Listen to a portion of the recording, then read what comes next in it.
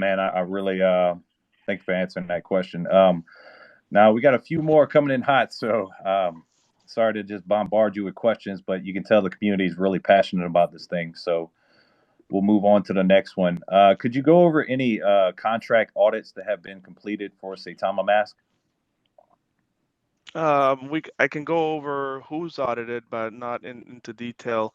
Certec did do audits for both all the contracts for the swap and obviously the token, and has done the audit for the actual application.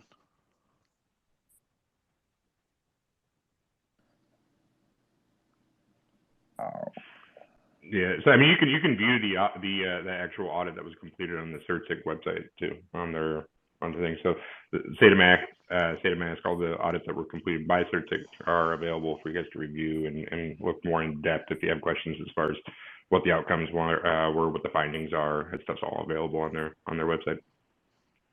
Awesome. Well, I'll make sure to check that out too as well and post some information about it. Do y'all have any major burns planned for the initial, other than the initial burn of the 49% of, if so, do you have some dates we can look forward to? Yeah, so I mean, we're DeFi, right? So we burn every transaction. So every single buy, sell, transfer that occurs on the Uniswap platform right now initiates that burn. So as you guys, if you can look, we burned the original 49%, and we're already up to close to 57% of total circulating supply burnt. And if you look back at our historical data, we didn't do a lot of volume. Obviously, the first few months, as a new coin, we didn't do a lot. So over the last probably 3 to 4 months, our volume has varied from 1 million per day up to 30 million per day. So a lot of burn has taken place since then. If you look at 7%, 8% over the last 8 months, it's a pretty significant amount. So as far as a planned and coordinated burn, we don't really need to. I mean, we've burned 7 quadrillion coins over the last 8 months, and as I kind of spoke about before a little bit earlier, we do almost like the hyper burn, where we have tokens that we're bringing on to Saitamask, and these transactions that take place on our platform will be a constantly burning evolution as well. So our burn percentage and the amount of tokens we burn on a regular basis is going to drastically increase. So a planned event to burn, say, a couple trillion coins or quadrillion coins, we don't really need to, because it's going to kind of do it. It does it itself. We don't really need to burn that circulating supply. We'll just let it happen on its own organically. Awesome. So can you go through kind of what your initial thought process was and what the benefit to burning the initial 49%? Yeah, I mean, so if with any DeFi coin that's out there, you launch a ridiculously large circulating supply. You launch it and it has I guess 120 quadrillion coins or whatever, right? And then you burn the initial circulating supply to diminish that amount. Reason being for it, there's no rhyme or reason to it, but you don't want to have such a massive circulating supply that whatever burn implementation or tokenomics you have in place, it takes years and years to get to that point. If we didn't burn any originally off the bat, we'd still have a massive circulating supply. And even now we still do, if you look at the amount of zeros we have, but we've made a pretty big dent in it over the last 8 months. So, whatever that amount is, the original token was renounced, right? So as you guys may or may not know, all the development team, we took over the renounced contract maybe a day or two after it was actually deployed. So that number, 49%, wasn't something that we all kind of voted on. It was actually deployed at that point. We took it over, and obviously the contract being renounced, we had to work with what we had to. So awesome, man. Very good information to know. I'm super stoked for Saitamask. What tokens will be paired and will be listed on Saitamask? So right now we have a list of tokens that we had put out. We have some traditional meme coins that we have on there, people that we've gone through, and smart contracts that we validated that you guys have seen on a couple of our posts and on our webpage. We have like Shaman, we have Deku Inu, Shuna. We have like about 6 or 7 Impact XP coin. We have a few that we're listing on there now. Of course, we'll have the Ethereum coin on there as it's paired with Saitama. So all the coins that we put on there in that category I just listed will be a Saitama and that native coin pairing, right? So where you're able to be a one-for-one swap. That's what the liquidity pool is going to be initially, is Saitama with any of these other coins, which kind of helps our ecosystem out, because in order for these coins to get listed on Saitamask, they have to provide X amount of liquidity in Saitama and X amount of liquidity in their native token. So we don't have a liquidity pool for them to just pull from free. So they have to then get that from the Uniswap pool and migrate it over to Saitamask. So essentially down the road, we'd like to have all the coins that are in the Uniswap pool migrated over into Saitamask. So that also helps with not only the token price, but the burn, as we kind of mentioned earlier. We do have plans on migrating over some more traditional altcoins like XRP, Cardano, things like that. Will have available swaps for for our holders and our users as well. So it won't just be your traditional meme coins. We'll have several different coins on there, and we'll be adding many more as we go. I think once we get everything lined up and we get this out functioning 100%, then we'll start adding liquidity in different pairs for other things. And of course, the Lily token, which will launch shortly after we get everything kinked out. That's awesome, man. So Saitama states there's a whale trap system built in. Can you kind of explain to our viewers how does the Saitama whale trap work, and can multiple wallets be used to work around this? Yes, I mean, so it really is just based off price impact, right? So if we have, if you hold X amount of tokens, and you're trying to swap too big of an amount, it creates almost, it creates a price fluctuation to where you'll lose some of that. So if you have, if you're trying to sell 150 Ethereum per se, you go to initiate that swap, you're not going to get 150 Ethereum. You'll get much less. It's not a set amount. It's based on kind of an algorithm to where it depends on the price impact and what that means to the token. So in order to get around that, you don't even need multiple wallets. You just make smaller sales. So it kind of defers people from making huge sales at the same time. Can you still do it? Yeah, you have to just do it in smaller increments. But I've seen it happen over and over again. People make large sales, 100 Ethereum, 150 Ethereum, whatever that is.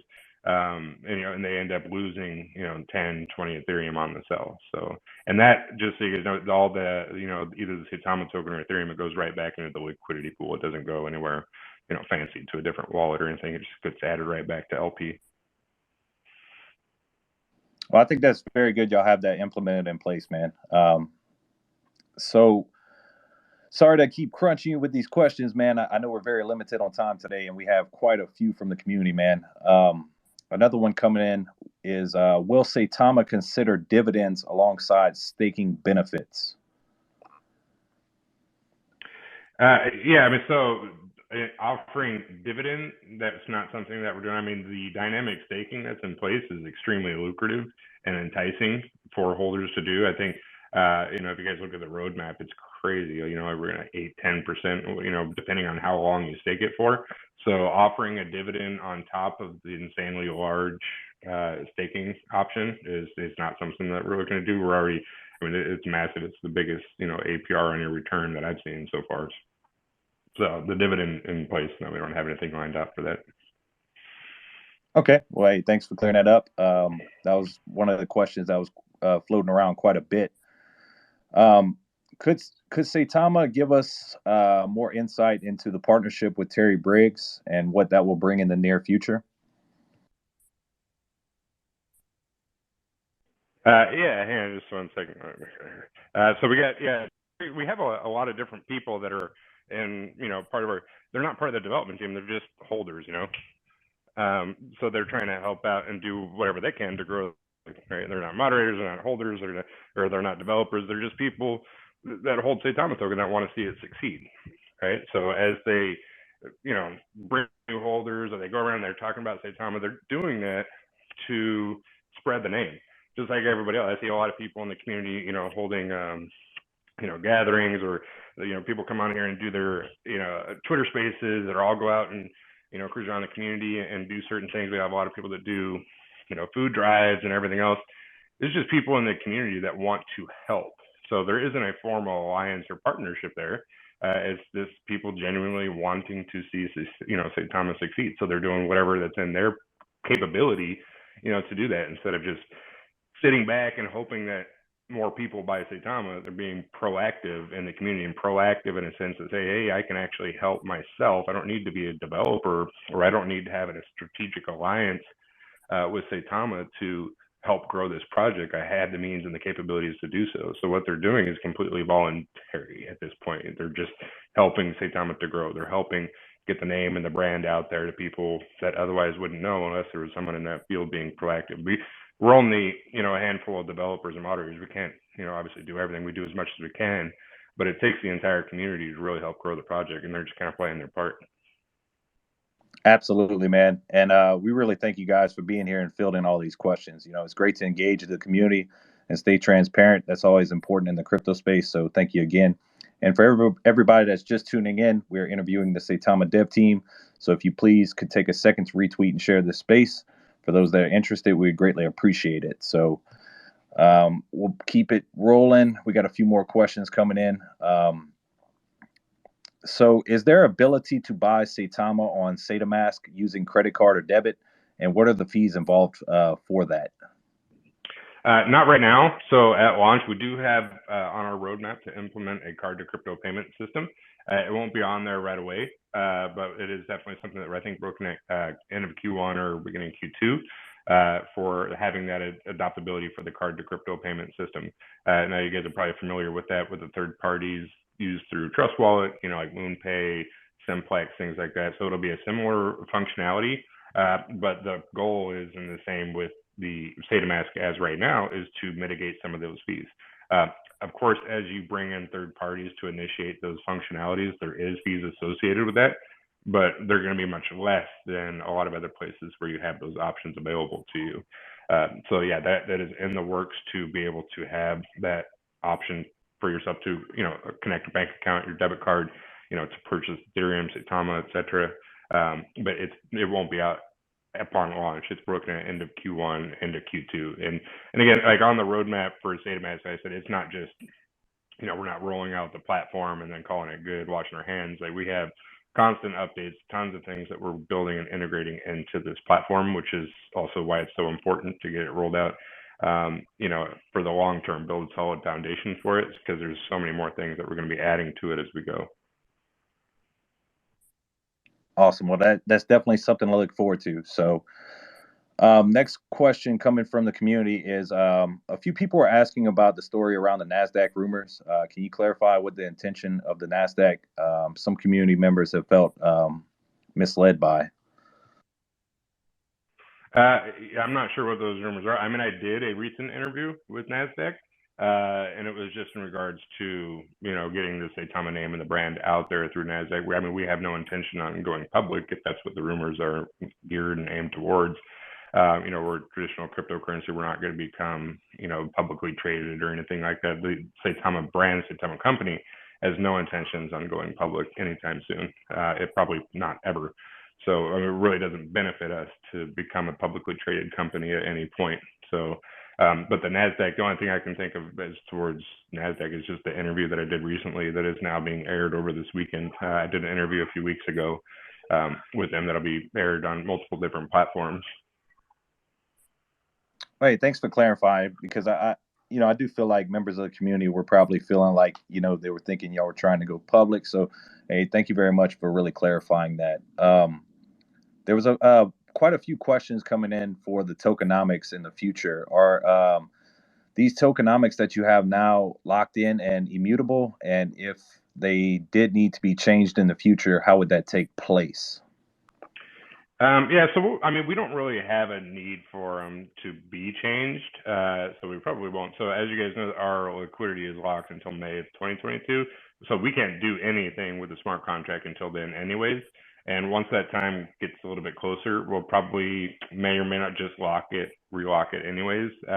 In order for us to create a new smart contract and kind of maneuver the tokenomics, we would have to deploy an entirely new contract.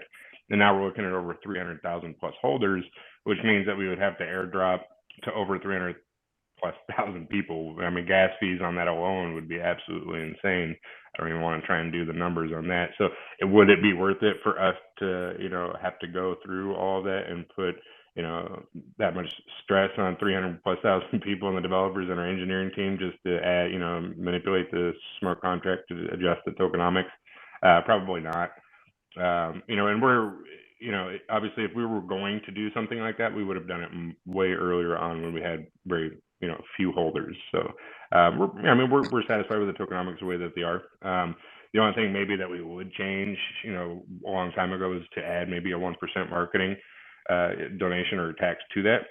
As you guys may or not know, like, we pay for all that stuff out of pocket, which is why we're, trying to implement different functions of the coin so we can generate at least a small bit of revenue to help, succeed over some of those overhead costs. Because any kind of marketing plan that we do now, and really anything, even when it comes to launching on centralized exchanges, that stuff all comes out of, the development pocket, which is fine, right? I've been in business a long time. It takes money to make money, but that's something that we maybe would have changed a long time ago. But in the future now, we have way too many holders on, obviously through Uniswap and centralized exchanges to migrate to a new smart contract. It doesn't really make sense for us. No, I totally understand, man. A big question that everybody's been asking me is, do y'all have any updates and timelines on Saitamaker, your NFT platform, that you can share with our listeners? Yeah, so we actually it's been under construction for the last, I want to say maybe a month or so. So we were given an initial time frame of 4 to 6 weeks. So I'll have to follow up and see. It should be just about done as far as our own NFT platform. Gabe, I don't know if you guys know, he's our CCO. He does our stuff with our NFT and our content creative team. He's been actually sick with COVID for the last week or so, so his whole family got hit pretty tough. So he's been kind of down and out. But we have we outsourced and subcontracted a NFT platform creation team that's been constructing it for the last 4 weeks or so. So I would imagine probably in the next week or two it'll be completed, and I'll let Gabe start implementing it and getting all the functionality of it launched out, and then it'll be something that we can adopt onto Saitamask. But of course, our number one priority is first getting the foundation set for Saitamask, and then uploading and creating different updates with the Saitamaker. As I mentioned earlier, with the card to crypto payment system. That's part of our roadmap as we roll out. But we have to make sure first and foremost that there's zero issues with Saitamask. So we're getting there. As Sandor, our cryptologist, kind of came on earlier and talked about how they're already kind of mitigated any of the issues and rolling out. And the DDoS attack kind of set us back. It's already been mitigated, so now it's like cleaning up the mess, right? All the issues that the DDoS attack caused, now we have to go back and kind of clean up a wet floor after all the the party was over. So but the idea is to get that obviously rolled out 100%, which they're doing now, and then we can start adding all the other stuff that we have working behind on the back end, such as Saitamaker and staking and all that good stuff. Hey, well, I'm super excited for it, man. And, please let him know that we wish his family well, and hopefully they get back better soon, man. So yeah, is there any... It's been a lot. Yeah, I'm sure, man. I'm sure y'all got a lot going on over there, man.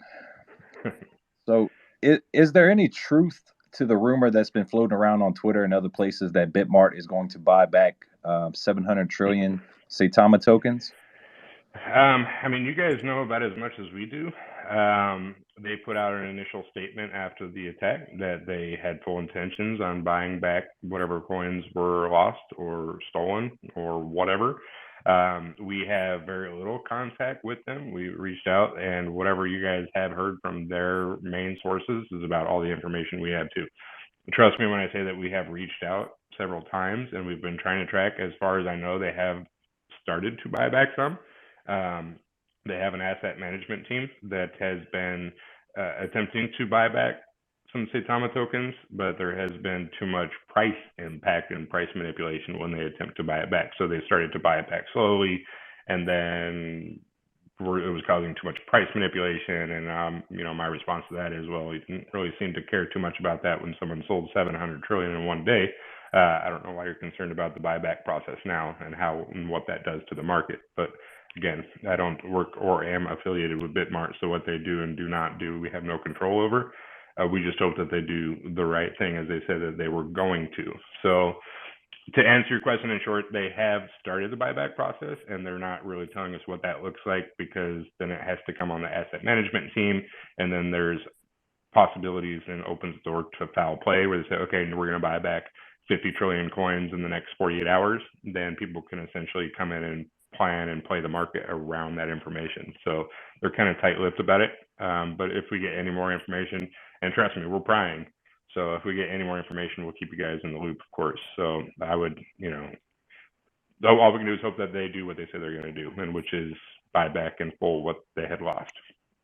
No, absolutely, man. And that was just one of the big questions coming from the community.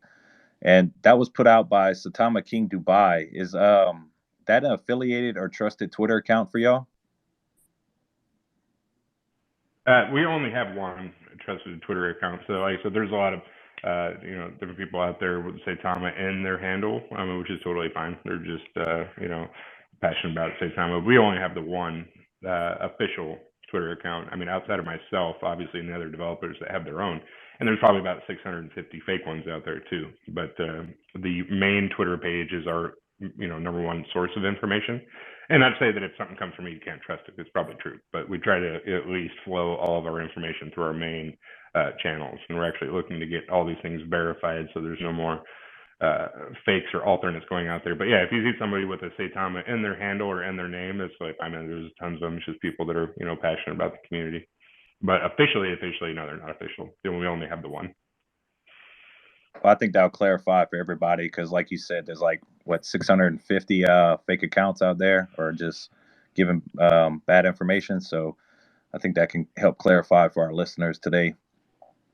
Yeah, absolutely. We have a ton. So we only have the one main page. And like I said, there's a lot. I've seen a ton of fake ones even for myself and the other guys out there, the other developers. They have fake ones that pop up every single day. But no, we only have the one main Twitter page. So follow that one, and anything else that you see, just consider it to be rumor. Well, thank you for that, man. And can you verify Saitama is listed correctly on CoinMarketCap, which, from what we understand, is now owned by Binance? Correctly? No. Our ranking right now is currently 2,600 and change. We are a top 100 crypto coin. So that's something that's ongoing with us that we've been trying and sending notifications to CMC to get rectified with no avail, of course.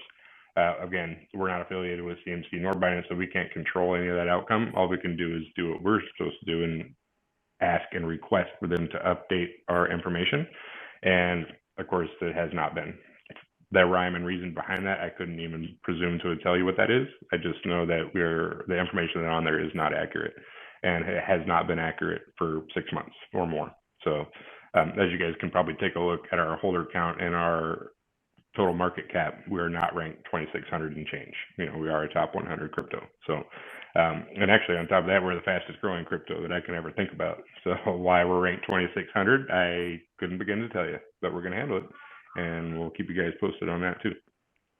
Yeah, well, thank you for that, man. And every time I look at the most looked up cryptos, y'all are always on the top of the list, man. So it's something really be excited about, man.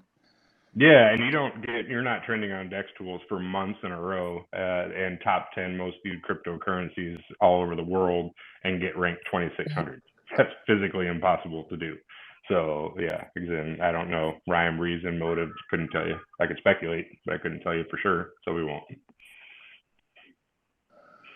So everybody listening, if you want to stay informed on Saitamask and up to date with what's happening in the crypto world, make sure you're following Watcher Guru and all the people up here on top of this stage. Coming from the YouTube world, YouTube channel Crypto Me and others have been making videos about Saitama. Does Saitama actually pay YouTube channels and Twitter accounts to make videos and tweets about the token? And are you planning any major marketing in the future?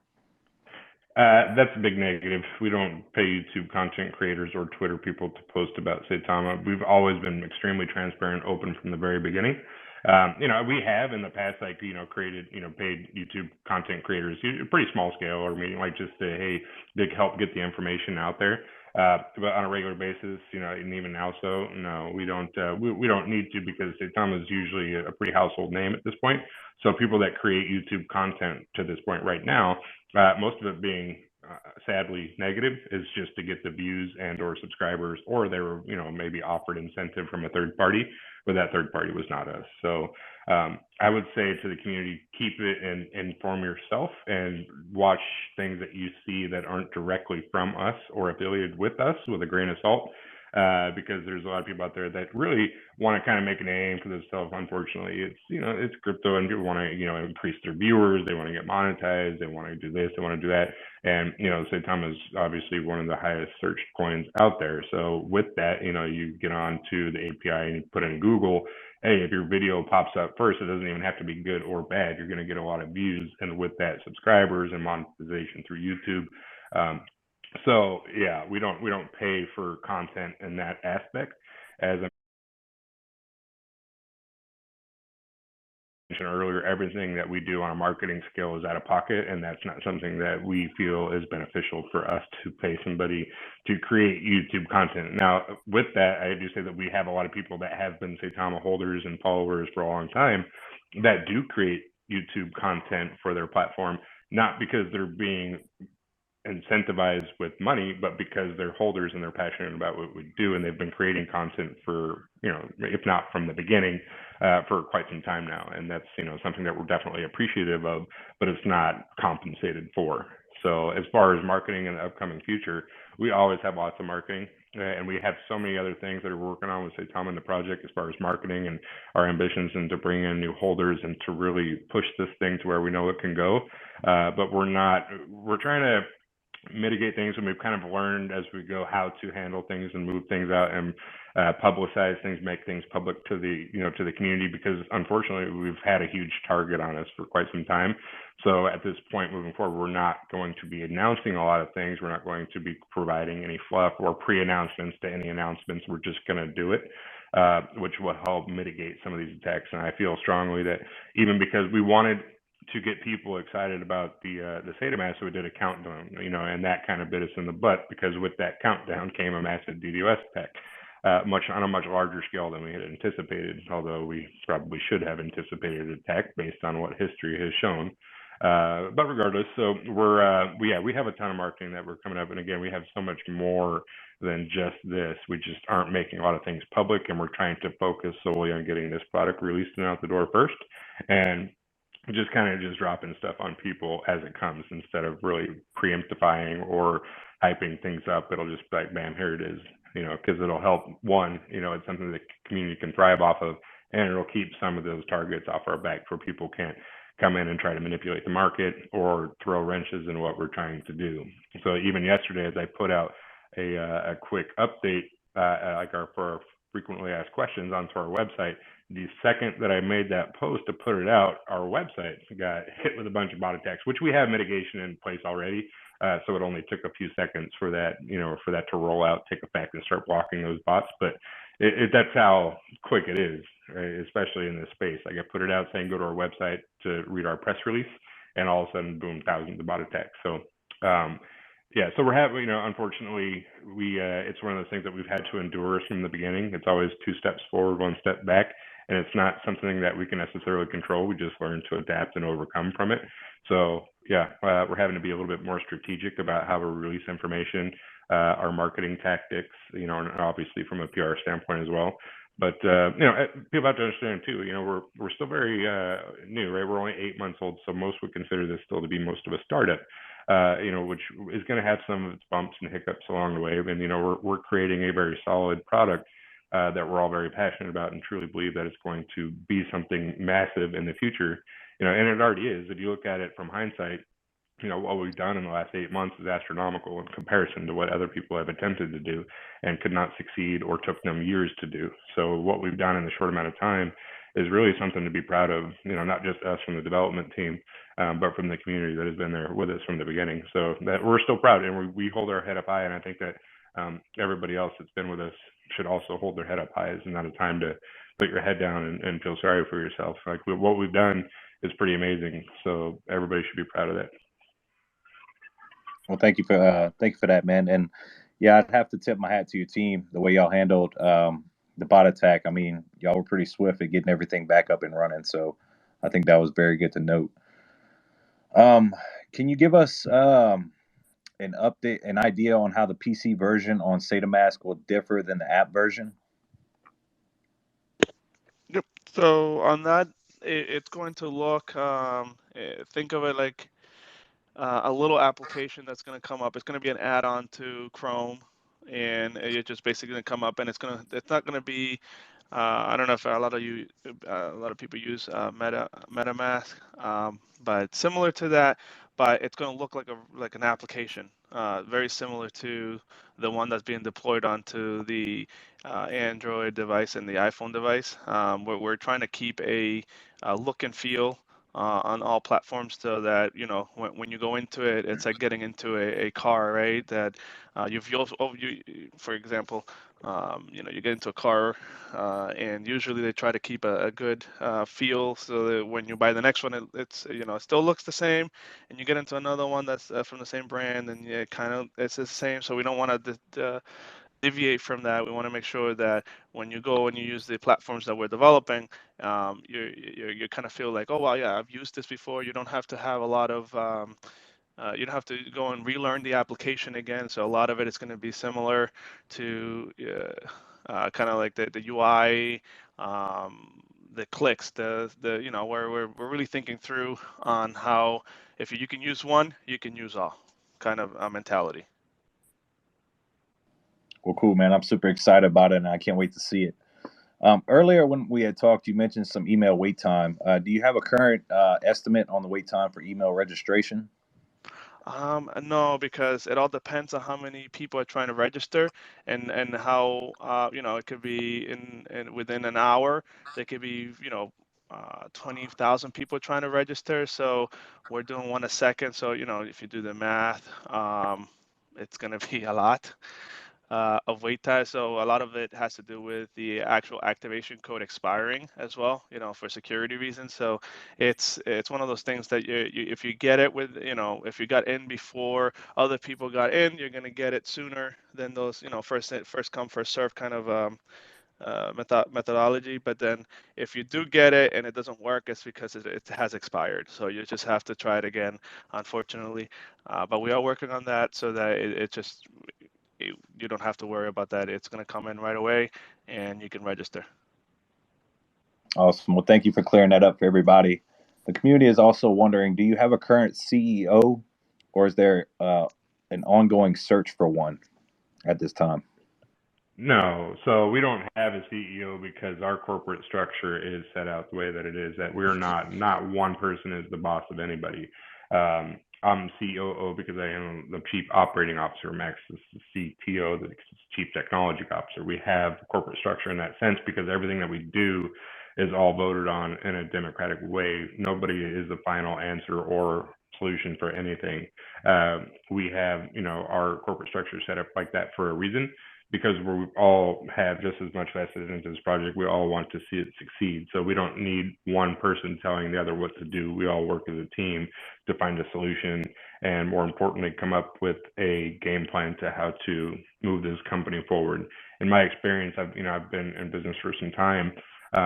One person making all the direct decisions can be harmful in some aspects, because then you come to a point where you're not listening to the other 10 people that may or may not have a better idea.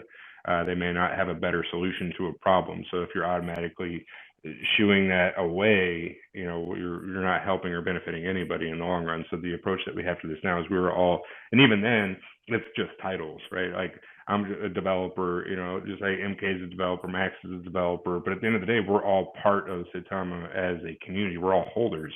So even when we do things at the corporate level, we still take the respect and the influence from the other 300,000+ holders, right? Because anybody in the community can say, I'm a holder, I'm an investor in this project.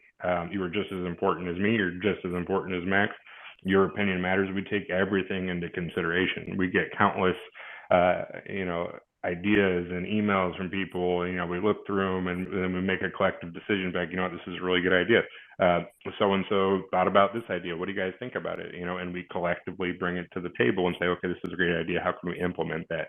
And then again, when you brought up the thing with like Michael Thompson and Terry Briggs, like they're just members of the community. They're not a CEO. They're not, any part of our corporate structure. But the work that they do is just as important as anybody else in this community that goes out and does something to help carry the brand and to push the company forward. We don't need a fancy title, and I don't need a fancy title. We're just part of the development team. But at the end of the day, we're just holders, just like everyone else. We want to see this thing succeed. We're just in a position that we can, make a collective decision, but it's not based on one person's decision. It's based on everybody collectively. So we don't have a CEO for a reason, and we have no reason to bring one in. Awesome. Well, thank you very much for clarifying that. And I got a few more questions for you. And, I feel like I keep bombarding you with them, but the community has been like collectively adding these questions in our Discord. And for future reference, guys, to all the listeners out there, if you want to get some of your questions answered, make sure to hop in our Discord. We have a room set up for each week, for each dev team that we will be interviewing. So just to let you guys know.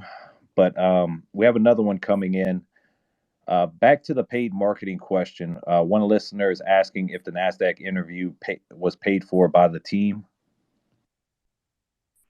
Yeah, so every marketing, as I have alluded to earlier, is paid for out of pocket by the development team.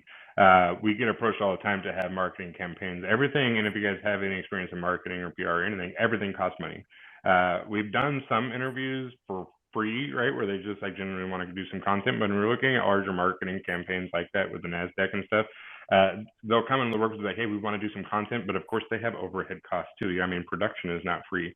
Nothing in this world is free, and good marketing is not free, but free marketing is usually not good. So yeah, of course we had to pay some, and that's, to cover their overhead expenses too. We can't expect everyone to do everything for free.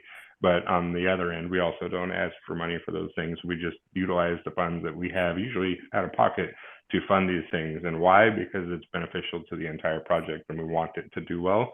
And it's beneficial for us to get our name and our brand out there. So if we have an opportunity to do that, we will. And the same thing as we sponsored the Gervonta Davis fight. We still had to pay for promotions. We had to pay for travel and lodging and setting it up and doing all that stuff. And anybody, like I said, that works in marketing knows that those things are not cheap.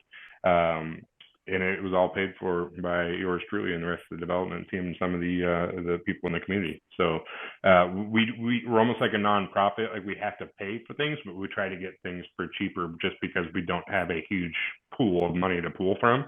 And a lot of times people are holders and they want to see us do well and they want to be involved in part of the initiative.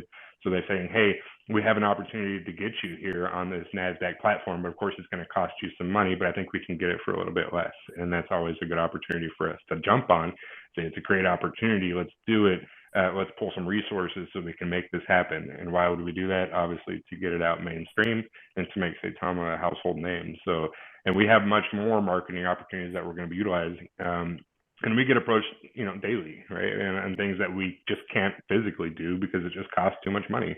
And we don't have those kind of resources. I mean, we could literally be, all over the world. We have some of the biggest, soccer clubs in the world have approached us to come and have our name, Saitama, on their jerseys, during World Cups and things like that. And we can do that. We just lack the resources, right? So we have to kind of pick and choose what we want to do, what's going to have the biggest effect, and more importantly, what does that cost differential look like? So everybody's got a bottom line, and we have a budget. As of course, with our CFO, he takes a look at it and says, okay, this is what we can afford to do right now. Let's try to do this. What's going to have the biggest impact, and what's the biggest bang we can get for our buck?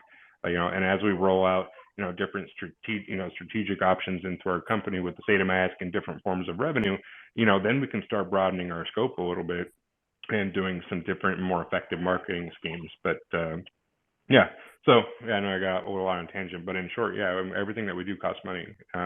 Again, where that money comes from is for yours truly and the rest of the development team. So.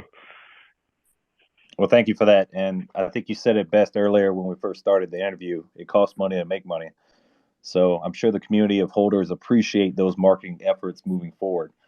Some of the listeners are stating that the app on the West Coast, US, still getting an optimizing notification. Do you have any advice for people experiencing this? It all depends on which version they're running. If they are, they should be all the way up to version 1.6. If not, I would advise them to obviously go to the App Store and uninstall the one that they have and install that version. And if they're still getting that um, issue, then to clear their cache. A lot of these is in the FAQs that have been submitted to that are on the website. So one of the things I wanted to, now that we're on this topic, I wanted to say, I realize, everyone's super excited to get the application and to get it working and to actually, use it. But we're going to start doing an FAQ type of roll it out on a daily basis. We keep continuously getting from answers that we can't answer everybody directly. I know that there's tons of Twitter comments. Hey, this is happening. This is not. I want to make sure that everybody doesn't feel like we're not answering them. It's just that as the dev team, we can't just go in there and start answering 15,000 questions in one day. Otherwise, we won't get any work done. So we want to make sure that people are aware, and we will take these questions and put them up with answers. But just sorry, I went on a tangent. I just want to make sure that everyone is aware that this is happening and it's on the page and it's on the Telegram and all of that. But yeah, if not, install the application. And you should be okay. And if you are trying to log in and you get a 401 error, try to register again. It's because your registration didn't take in the code that you got expired. Awesome. Well, thank you for clarifying that, man. Will Saitamask show us rewards / reflections like Saitama Tracker will soon? It is part of one of the releases coming up after we get all this 100% functioning and we don't have any discontinued services between the services that we're providing. But yes, we will have that. We will have obviously the whole staking application. All that's going to be done through Saitamask.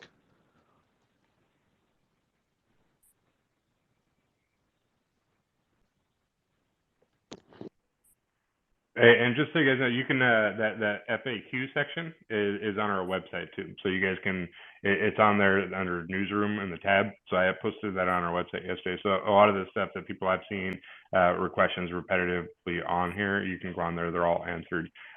If there's going to be some more, if you guys have like Sandra said, we'll go through and kind of look and see which ones are being repeated, so we can develop a new FAQ section and put that out for you guys. So. Just so people don't feel like they're being ignored. We're just gathering the data and putting it out there for everybody. Yeah, well, thank you very much for that. I actually have 2 more questions, and then I was wondering if you guys are not too time crunched. Do you have a few minutes where we can bring up some speakers from the community?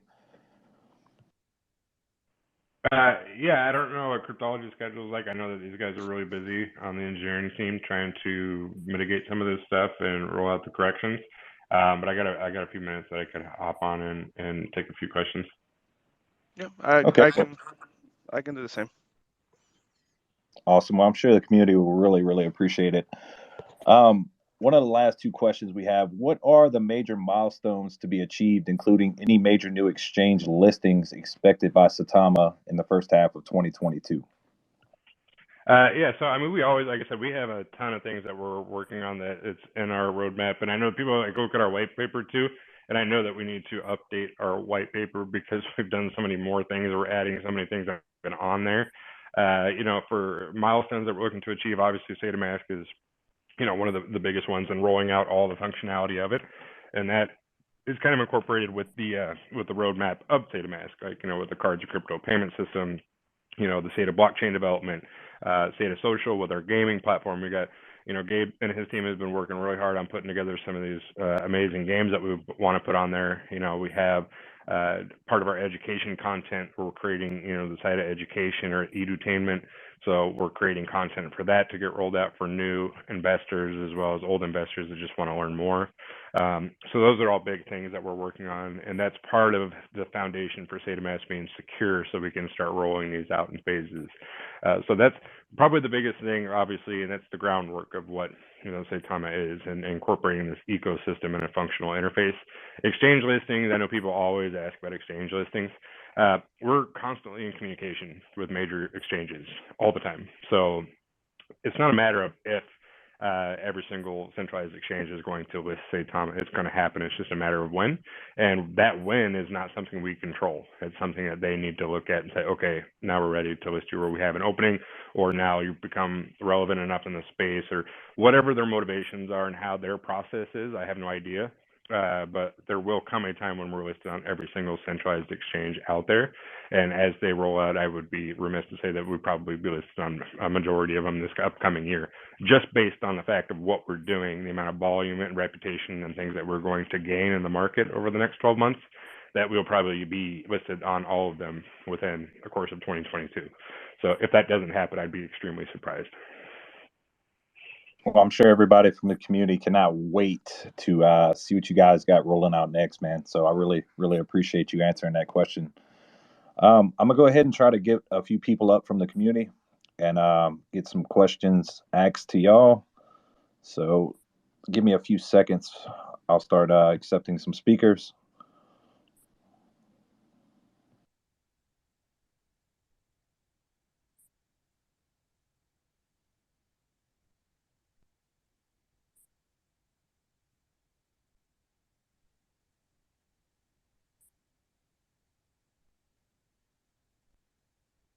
So how are you doing one day? Do you have a few questions? Oh yeah, you want to come up here and sorry. Thanks for having me up here. My wife and I we manage this account, and we're huge fans of you guys. So I have a couple things, and I'll be very brief. One of the questions or ideas is currently pinned on my profile right now. Secondly, about the free advertising, I do have a suggestion for that.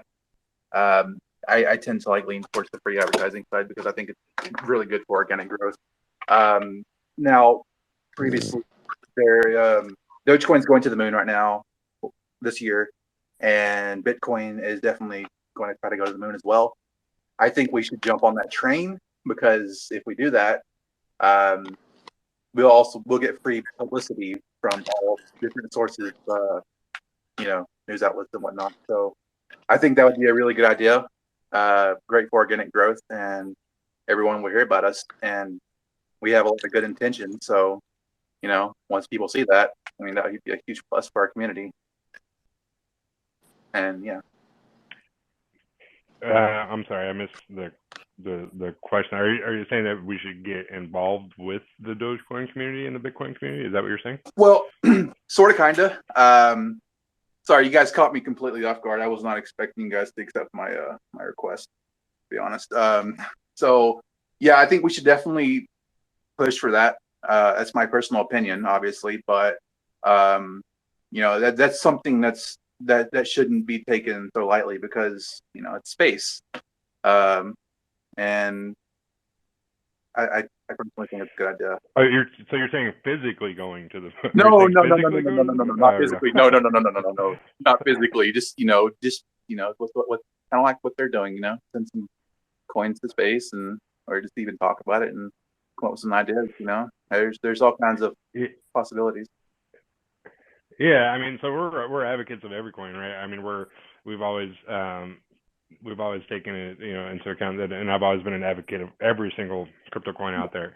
We've never been ones to try to put one down to kind of gain traction in the space. That's never been our mentality. And my thought and overview is we have all these different coins that do well. They bring in new holders, they bring in new money into crypto. That benefits everybody, not just Saitama, not just that respected coin, but the whole space and the community as a whole, which is why we want to bring in other coins onto our platform, because if they're invested in there, and we give our holders and investors an opportunity to also diversify in their portfolio. I want everybody. I want the whole crypto space to succeed. I want everybody to do well. You'll never catch me targeting or putting down another potential project. So yeah, we're not going to collaborate with them or anything, but yeah, I hope that everybody grows successfully in itself. We can all grow collectively and together. So we can all go to the proverbial moon. I guess we can go there together. Sounds like a plan, man. Huey, you have your hand up. Do you have a question you want to come up and ask? Yeah, I'm here. Can you hear me? Absolutely, man. Go ahead. So I guess this is a question from my wife, actually, and she's probably more adept at this than I am. As Ethereum migrates to Ethereum 2, will Saitama become a proof of stake or a proof of concept or something other? I understand your blockchain development is further out than the migration to Ethereum 2, so I think that's probably relevant. Yeah, do you have a better answer than I do on this one, Sandra? As far as what that looks like for the Ethereum 2 rolling out and how it affects So us? we're gonna stay. We're gonna stay with the current version. We're going to obviously provide the staking capability and doing all of that. But the plan is to have our own blockchain. So we don't want to create a bunch of. We want to do all the utilities. We want to create everything, have a baseline, and then migrate that baseline to a new blockchain that we will control. Right. So. Yeah, I understand that, but the blockchain in your network is further out than the current plans for Ethereum 2. So assume your blockchain is further out than that. How does your token fit into the Ethereum 2 network? Yeah, at the moment, I can't give you an answer for that. We would have to take a look at, see what our applications have, do a full, digestion of what that means, and then obviously, if by the time it launches, and we're not close to it, we will have to either be at a crossroad and say, okay, are we going to take some time, get into the Ethereum, or are we going to just fully focus on the other aspects of things to create the new blockchain? And if the capabilities of staying in the older version of Ethereum not going to impact the community, then we have to weigh our options. That's the way I look at it. Yeah, I think it really just comes down to timing, right? So I know that V2 has supposed to have been rolled out, last year. Then they did the London fork. So it really comes down to timing. If the V2 is rolled out and it's fully functional and operable, and we're weeks away from integrating our own blockchain, then it doesn't really make sense to us to adopt and to come over to the V2. So. And again, like Sandra said, it comes to timing and how that benefits. And as it's integrated and rolled out, we'll have to, like you said, look at it, digest it, see how it's beneficial, and time-wise. If it takes 2 weeks or a month to roll it out and integrate into V2, and it's just more beneficial for us to wait 4 weeks to roll out our blockchain, then obviously we would just do to wait. But if it's something where V2 rolls out tomorrow and we're looking at 12 months to migrate into our own blockchain, then of course it's probably something that we would have to take a deep dive into and see the benefits and how they outweigh one another. I guess that's the ultimate question. Would it be proof of stake or proof of concept? Yeah, and that would just be probably proof of concept. Right? We have to look at everything from a 10,000-foot view and see what benefits us and the community and the coin itself and what that looks like. Which, I mean, we can speculate, but we don't know all the details yet. All right. I just appreciate that, and I think it's a good thing to let the community know, because this thing is moving, and it's moving fast. Yeah, no, absolutely. We appreciate the question for sure. Well, thank you, Huey. We appreciate it. We'll take do you guys have some time for a few more, or? Yeah, man. We'll call it 3:30 my time. Will be kind of a drop dead time for me at 3:30. I had a couple more calls I got to get on today, so we got about 25 minutes, man. However you guys feel we need to utilize that time, let's do it. Cool. Appreciate it, man. So we have Warrior. Do you have a question? You want to come up and speak? I do. I appreciate it. Thank you so much. Thank you for having this AMA Watcher Guru. Thank you to the Saitama team for all the work you do. My question is really related to what's going on in the Twitter arena. I want to lift up everyone that's trying to do right and trying to create safe spaces, but I think just the growth of the community, there's an inflection point now where there seems to be like a lot of war, just to put it light. I don't even know if that's lightly, but I mean, and in the back and forth, a lot of people that are being introduced to the space are getting hit. And I'm just wondering, there was an AMA 2 or 3 AMAs ago, Russ, where you did mention the plan of around like the growth of the team on the Saitama side being kind of ambassadors or designated ambassadors. And I want to put this in the context of my question, which is on the platform itself.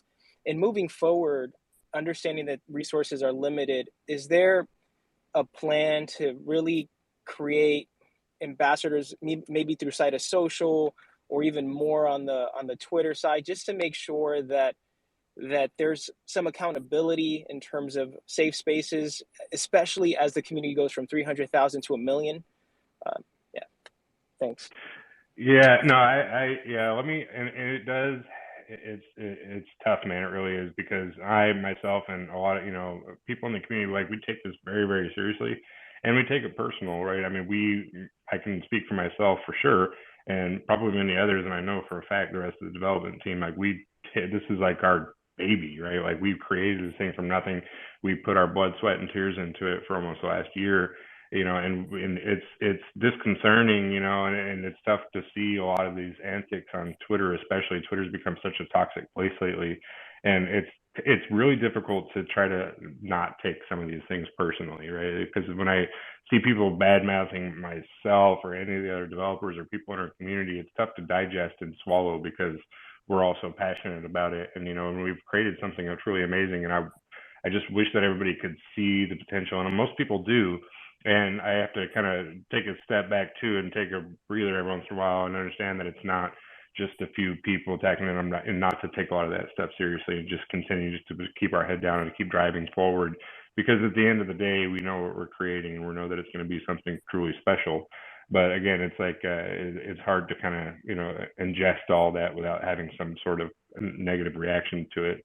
But to answer kind of your question, how we can kind of mitigate that, I mean, it's really difficult, because social media is a free speech platform, and people are allowed to do and say whatever they feel, regardless of what their initiative, what their motive, or their thoughts behind it are.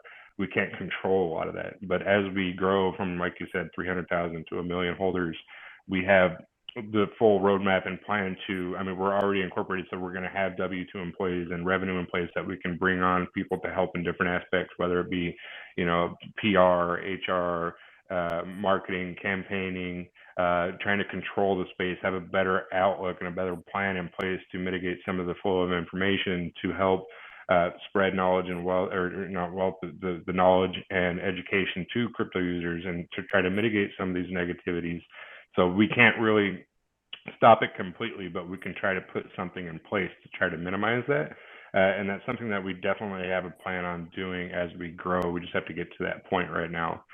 We have, between the development team, moderators, people in the community, almost ambassadors, as you will, we're probably close to 100 people now, with the engineering team, the marketing team, content creators, advocates, things and whatnot. And as we grow, creating more physical locations and satellite offices for people to, be in charge of gaming and development and education, business structuring, franchising, things like that, we'll have resources and the manpower to do some of those things. So as I mentioned earlier, we're kind of almost like a startup, right? We have a plan in place. We can't jump from A to F, right? We got to go A, B, C, D, and down the line until we get to those things. So it's definitely in the roadmap, and it's something that we're structured to do and looking forward to. And we see issues, right? And all we can do at this point is just kind of take note of it and say, okay, this is something that we need to address in the future. How do we do that properly? But we can't just do it immediately with the snap of the fingers. But it's obviously something that's become on our radar, and right, okay, how do we mitigate the best way that we can, right? How can we do that with the resources we have available right now? And sometimes the answer isn't always right there in front of you. It's just understanding and recognizing there is a problem, and then trying to remedy it the best way that we can, and create a solution for down the road, because we're not in it for today or tomorrow. We're creating a long-term project, a long-term company that we're all going to benefit from down the road. We have to do it in a very strategic manner. So it is what it is, and unfortunately, yeah, I'm not sure why it is the way that it is, and why there's been so much negativity and, almost like you said, kind of like attacks. We don't condone that. We don't have never been an advocate of that of any kind. We've always wanted peace in the space, and our community and crypto growing collectively and not individually. So it's not really called for and needed.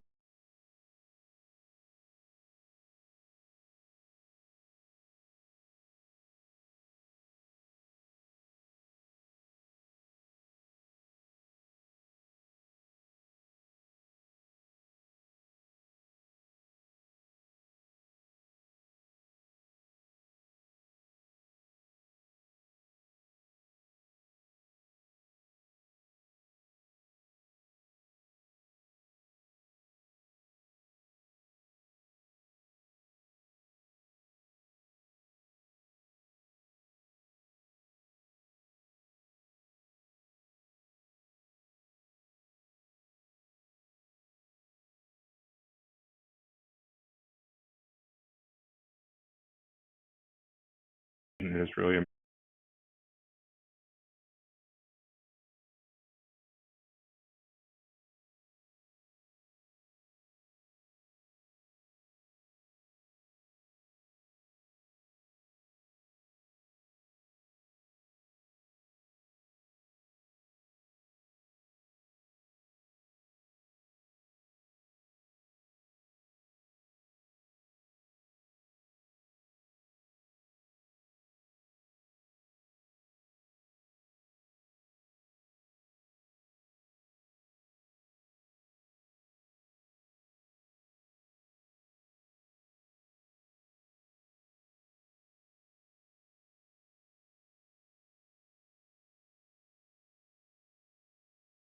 assume. And when you start to assume negatively, it's not because you want to, it's just you're just interpreting the information that was given to you without any remedy to that. So it's our job to be better at providing information and updates to the community to kind of help with that FUD. It's not necessarily hate, it's just lack of information or knowledge in the space. And that's okay. I mean, crypto's new.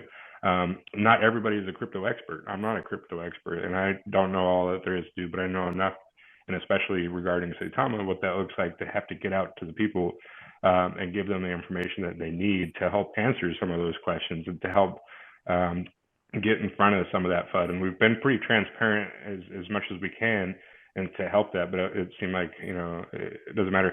And it depends on the atmosphere too. And I said, Twitter's become really toxic. We could come on there right now and say, the United States and the United Nations came together and decided to adopt Saitama as the only true currency in the world, and we would still get people to come on there and say, win Binance, win Saitamask. You know what I mean? Like, so it's about interpretation of the information, and ultimately comes down to attitude and prosperity and integrity. So we can't force that on people, but we can try to mitigate it and guide as best we can. I know that was kind of long-winded, but it's something that we notice and something that we'll address.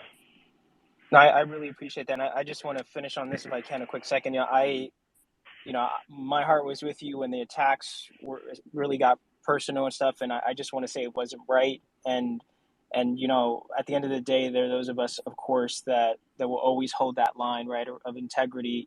But with that said, like, to hear you say this in the space and to like tell everyone how important it is to educate others and to be understanding, empathetic, and to understand that those are only a few people and there's so many more that need to really, that need a safe space, right, to address the questions they have. I just want to say that, this is why, I came up to ask a question too. This is why I continue to be a part of this community. So thank you, Russ.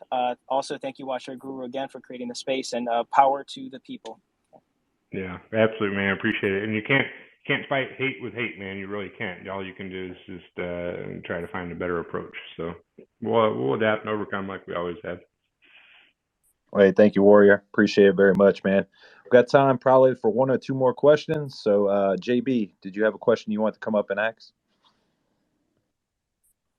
Yeah, I guess the only question I had is it's kind of a two-part question. So the tokens that are going to be paired with Saitama, and it may have been mentioned earlier, but has the liquidity already been provided for those?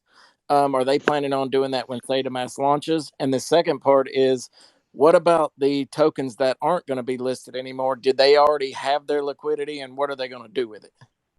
Yeah, so we only have, I think the list that we put out initially there was only like 5 or 6 tokens on there. The liquidity and the pairings have already been injected and are there. And again, this is the recent the DDoS attacks and all that. It doesn't have anything to do with the actual security of the Saitamask and what that looks like for the the infrastructure of the platform and safeguarding tokens and money and all that. It doesn't have anything to do with that. It's just a login. Like you're trying to cram 1,000 people in through a single doorway. So the LP has already been injected via those 6 coins, I believe, that were already on that list. So the LP is there. These guys have already started doing test swaps and all that stuff, so that when shortly after we get everything out the door rolled out smoothly, we can integrate those pairings and options. And again, it's Saitama and native token pairing. So the LP is already there. And there's a couple that were on there initially that we had removed. They had done the liquidity and they've already been reimbursed that portion. So yeah, it's all been taken care of. Hey, thanks.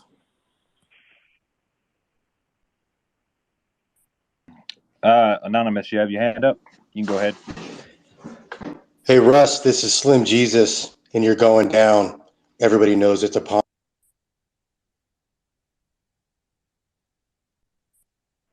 Yeah, so sorry about that, Russ.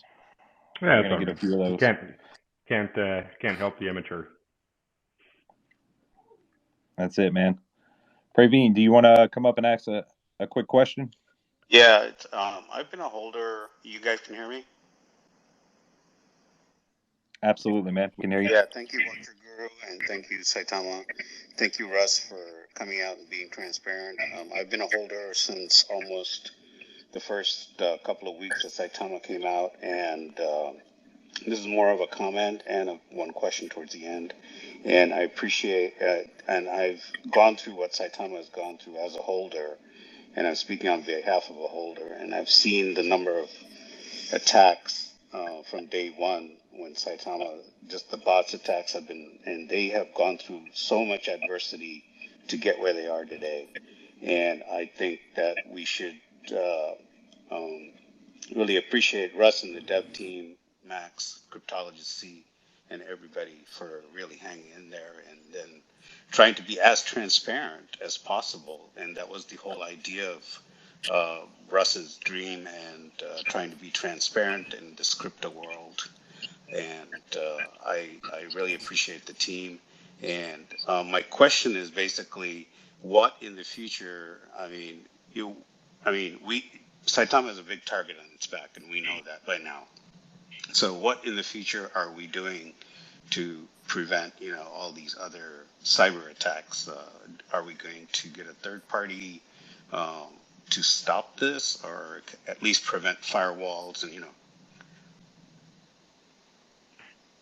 Yeah, thanks, Doc. I appreciate your comments and, of course, your continued support in the project. It means a lot. We got a lot of people that have been around here through everything, right, at the beginning to the end and up till now, and the amount of adversity that we've had to overcome. It's obvious, but there's a lot of people that are passionate and see the bigger picture in the future and what we're trying to do. So, to kind of answer your question as far as what we plan on doing, the target that Satama has on its back is pretty big.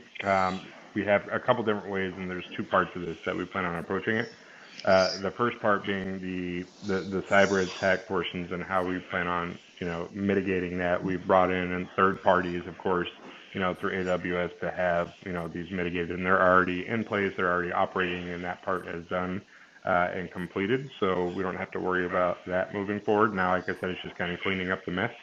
As far as the other attacks that we've seen prior to Saitamask launching through trademark issues, as you can see, we have a tremendous legal team that is full of a lot of very, very reputable attorneys throughout the United States that we have working day and night behind the scenes to come with solutions. And it's really tough because these things are all open investigations at this point, so I can't really divulge any of the information regarding that.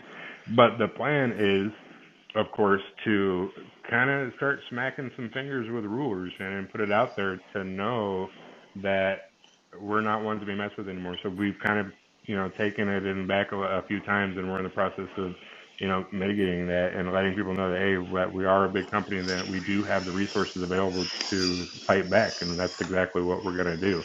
So it'll all be known soon, and like I said, I can't really put a lot of details on that as it's an ongoing investigation. But yeah, you guys will all find out soon enough. well, thank you again, Watcher Guru AMA, for this AMA and Saitama Guru. And I've been on Twitter and I've been watching all the back and forth, and I've even posted. It's the irony of it because I've posted about Gandhi and all the nonviolence and being hit from all directions and MLK. And it's ironic that tomorrow is going to be MLK Day, so or soon enough. So thank you, Watcher Guru, for this giving this platform. Thank you, man. Yeah. Thank you for coming up. Yeah, awesome. And I just want to kind of, as you mentioned, the MLK, and I'm not trying to put us in that same category by any means, because what he did for for this nation is unprecedented. But look at all the true leaders and the things in the past that we've done, and what they've accomplished and the adversity that they've had to overcome. With the Lincoln and the MLKs, and everybody that has made true statements, and throughout the world, and throughout our generations, like. they all had to overcome adversity. So when you're trying to do something proactive and you're trying to recreate a space and you're doing something for the people in the community to make it better, you're going to get some pushback, right? You're going to get some adversity. If it was easy, everybody would do it. If it's something that's difficult and provides some sort of pushback, most of the time people are like, I'm not going to deal with this. I'm just going to throw the towel in. That's never been our mentality, right? If we were going to do that, we would have done it months ago when we had our first obviously coordinated attack. We would have just thrown in the towel. I'm like, this isn't for us. We're getting way too much pushback. It's way too much trouble than it's worth. That's never been our mentality ever. And if anything, it's motivated us to be, perform harder, to push more, to work more, to put in more time, to kind of thrive for better and know that the impact that we're making is going to be something that's going to be long term. And going to look back at it and go, wow, look at all the things these guys had to do to get to where they are. And like I said, if it was easy, everybody would do it. Absolutely, man. Let's take one more question, and then we can move over to some ending statements. So, Classy Crypto, did you have a question you want to ask? Hey, Matt. Yeah, I do have a question for Saitama Guru. I had two questions, but since we have time for one, I'm going to go ahead and first preface all of this by saying that, I'm actively a content creator for Saitama, and I've been trying to bridge the gap in terms of going ahead and getting into contact with the development team so we can have some form of dialogue and talk about what's going on in terms of updates in case maybe we miss something or in case something happens. I think a bridge between that would be great. But on top of that, I'd like to go ahead and commend you for going ahead and having all of these AMAs with Watcher Guru, with everybody else that's coming. I think David Gockstein went ahead and said that he wants to do one with you as well. But that's exactly what I've been saying on my YouTube channel. People are saying that you're not being transparent enough, but I think that you're doing a great job. You've been doing everything that a COO has to do to ensure its investors. And you even said when your token was smaller that you went ahead and talked to everybody individually to make sure that they trusted you. And I believe that 100%, because that's what everybody that starts something that they love does. So, I mean, keep doing what you're doing. I think that, having a line of communication between us both, maybe with even like Jake Gagan, Austin Hilton, Zach, all the big boys that are covering your token would be great. I think that would be serving the public justice, right? So we can go ahead and get the best form of information out there for y'all. Yeah, absolutely. No, I appreciate the input, and that's something we'll definitely have to try to look for. And we do our weekly AMAs, which is helpful. Sometimes we can't due to scheduling conflicts, and I travel a lot, and just whatever else the development team is working on sometimes. But we try to, and that's something that we've actually done since day one, is weekly AMAs. And people say, oh, you're not transparent enough. Back in the day, and I can say back in the day, even though it was only 8 months ago, in digital time frame, that's like 10 years. It's like a decade. So our very first AMA was through a live video feed, and people that were new investors at Saitama, I think there's only like 30 people in the entire group, where we did a live stream video through Zoom. And people were like, wait, who are you guys? Like, no, we're the actual developers. I'm like, no, you're not. Like, no, really, what do you guys understand? Like, no, we are the developers of this coin. I'm like, well, why are you showing your face? Because that was our premise from the beginning, because we wanted to be transparent. I don't use a fake name. I don't use a fake alias. Like, that's my birth name. Everybody else that you see, that's our God-given name, and we use it. And we've been out there with our face, and we put our reputations out there. We put our information out there. Good, bad, or indifferent, it's there. We want to be transparent. And if people don't understand the waves that creates, and as we get larger now, I think about my family. I'm a family man. What does that do to my wife and my kids? Go to school one day. We're 1 million plus holders. My son goes to school and he's like, oh, I know your dad. I see him on TV. These are the risks that we knew ahead of time going into it, and we wanted to change the space and create that transparency and remove that wall to build trust. So yeah, I'm with you. And people are like, oh, you're not transparent enough. Like, I really don't know how we could be any more transparent. Like, I could say my favorite food, it's Italian food. I mean, that's really the only secret I have up until this point, right? So we're out there in front of everybody all the time. And not because we're trying to be pushy Tupperware salesmen, but because we're passionate about what we do, and we want people to understand and see that passion and see the vision that we have and the amount of work and energy that we have and you put into it. And even now, I'm big into philanthropy. I do a lot of stuff in the community. I'm always traveling, and I'm always doing things through other parts of the community and building people up and trying to spread the Saitama name and the brand out there. And it's not about, and it's something that you get behind when you're really passionate about something and it's for a good cause. It doesn't take much, and you want to do whatever you can to get it out there. And it doesn't mean if you're talking to somebody at the bus stop, somebody in the line at the grocery store, or on a YouTube live feed, or through, Watch Your Guru AMA on Twitter Space with thousands of people. You want everybody to know it. You can get on top of a mountain and scream as loud as you can that you're passionate about this and you want them to know something about Saitama. So we got to utilize every avenue that we can. And if that means coming onto a Twitter Space once a day, or back when we first started, I think I was doing live stream YouTube things on different people's platforms 2-3 times a day, and not people that have a million followers. I was doing it with everybody. A lot of these guys, some of these ones that you mentioned, like Jake, he's been helping us for a long time, and he didn't have as many followers and subscribers as he has today, but we were on his channel all the time.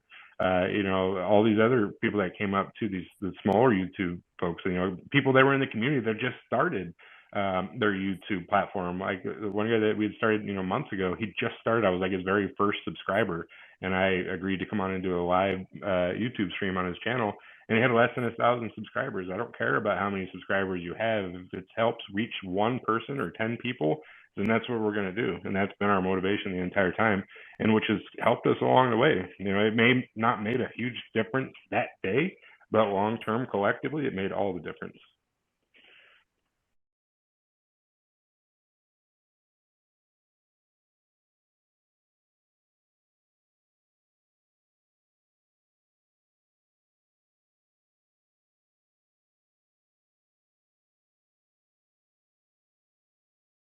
Community. So, to start to wrap it up, do you have any closing statements for our listeners, and that you might want to add for those that are not involved in the Saitama? And what are some good reasons to get involved in the project?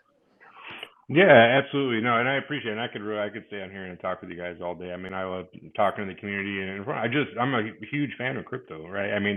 Regardless if I was a developer for Saitama or not, I would still be a crypto investor because I believe in it and I believe where it's going.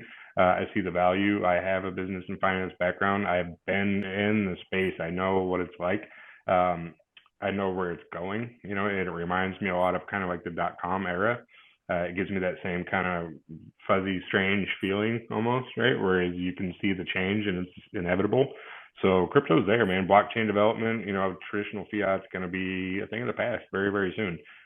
It's just a matter of regulations and taxation. I think we'll see cryptocurrency being adopted on a massive scale here in 2022. So the Saitama is going to be at the precedence of that. We're changing the space already dynamically. And as we grow and offer different pillars within the community and the company, we're going to be a big player. And being that, we are as transparent as we are, that's almost the norm now. I see a lot of the time now where you have new coins coming out where you almost have to be doxxed now, where people are like, hey, if you're not doxxed, I'm not going to invest in your company. If you're not doxxed or transparent, then I'm not going to invest in your coin. Or if they are, it's not something that they want to do long term. They're just, day trading or swing trading or what have you. So, we have made huge leaps and bounds in transparency in crypto in general, and we'll continue to do so and set that bar as high as we possibly can, because that should be the norm. People earn their money very hard and they work hard for it. It's an obligation. You have to be able to take care of these people. And, we take it very seriously and we take it very personally. And we're not just a group of guys that decided to hang out in our parents' basement and throw together a crypto coin. Like, we are very professional. We're very reputable. And we've been in this space and we have the proper people and the proper team to make it successful. And even more importantly now, we have an amazing community. And I'm not talking about the 5 to 10 people, that put in $50 and are now down to 25 and are disgruntled. I'm talking about actual true community Wolfpack members that have been around from the beginning through the thick and the thin, that have been there, ride or die with us from the beginning and know where this thing is going. It's a movement. It's something that we are all very passionate about. 300,000+ of us are passionate about it. So any kind of negativity that you guys see, don't fall victim to it, man. You can't fight hate with hate. You can't. And as hard and as difficult as that may seem to be, don't fall victim to it, man. You can't. It doesn't do anything good. It just helps spread toxicity, and we got to be better than that. And I try to, set the precedent and not get involved, and not get sucked down that wormhole, because it's just not a good place to be mentally, emotionally, and everything. It's like you got to find a better outlet. For me personally in the development team, like, we see it, and we hear it, and we want to correct it, and we do everything we can. But our ambition is just to put our head down and keep working, because at the end of the day, as long as you keep moving forward, nothing can stop you. And that's where we're trying to be at, and that's where Saitama is going to go. So, we're just really proud of what everybody has helped and the support that we've gotten. I know that it's been kind of tough, in mitigating in some of these circumstances that we've had, and some of them are out of our control.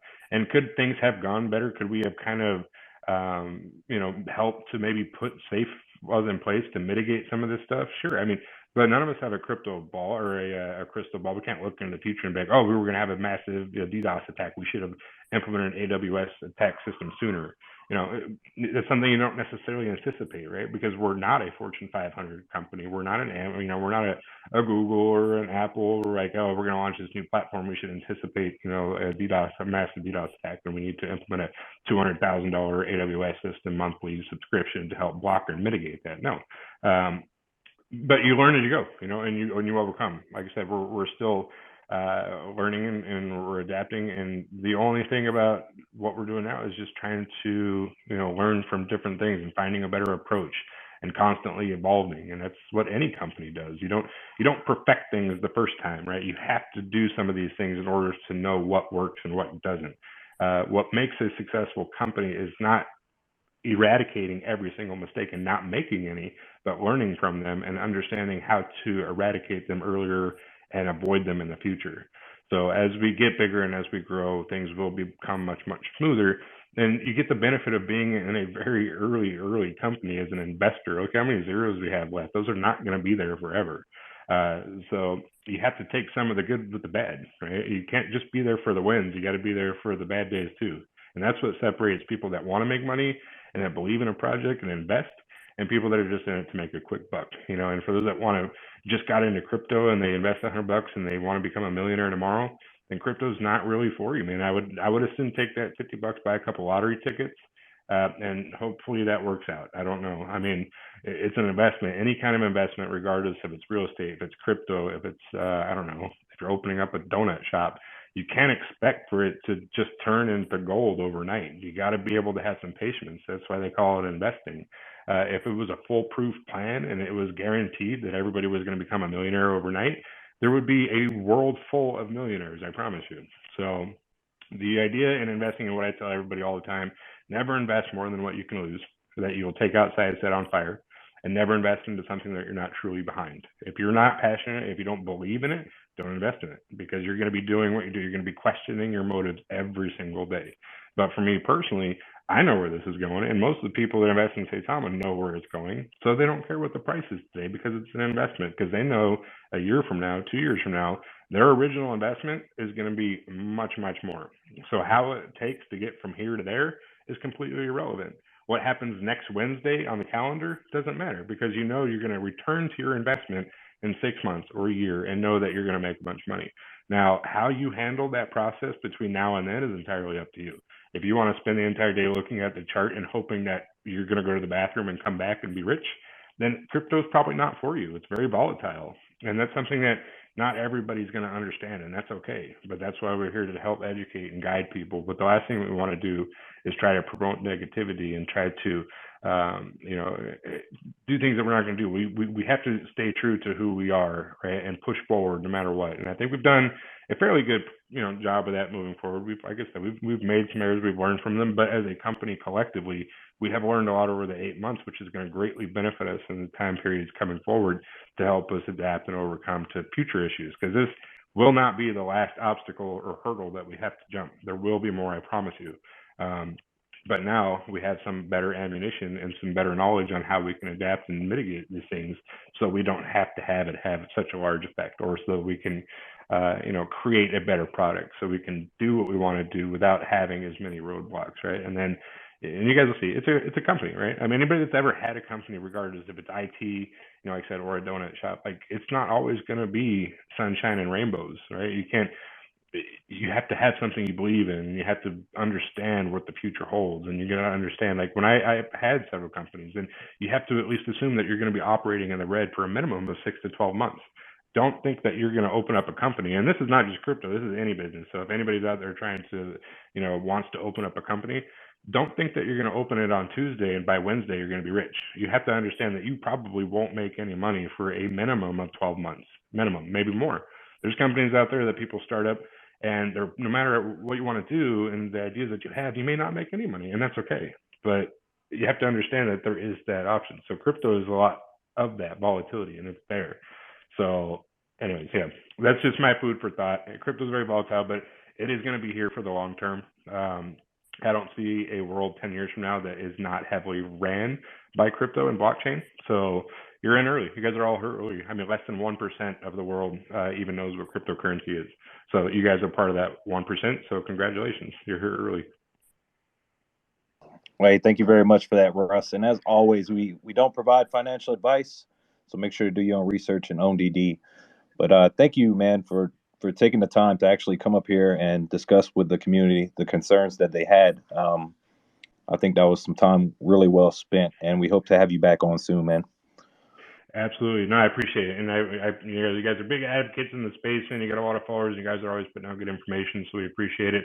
Yeah, so I hope to see some more of these with you guys, with ourselves, and with some other coins as well. Because I'm a huge crypto enthusiast, man. Not just a Saitama advocate, obviously, but just a huge fan of crypto in general. So I'll be joining those as well. Just to get, I like to hear the community. I like to talk about. I even like to talk to other developers. I talk to a ton of developers all the time, and like, hey, what are you guys doing? I'm interested. Oh, we're doing this, this, and this. I'm like, wow, that's really cool. I never really thought about that, you know. So there's a lot of very bright minds in crypto, and it's a really exciting place to be. So, and I'm like a sponge, and I can't help it. Like I've been in school I'm 40 now. I've been in school off and on my entire life, you know, and it's just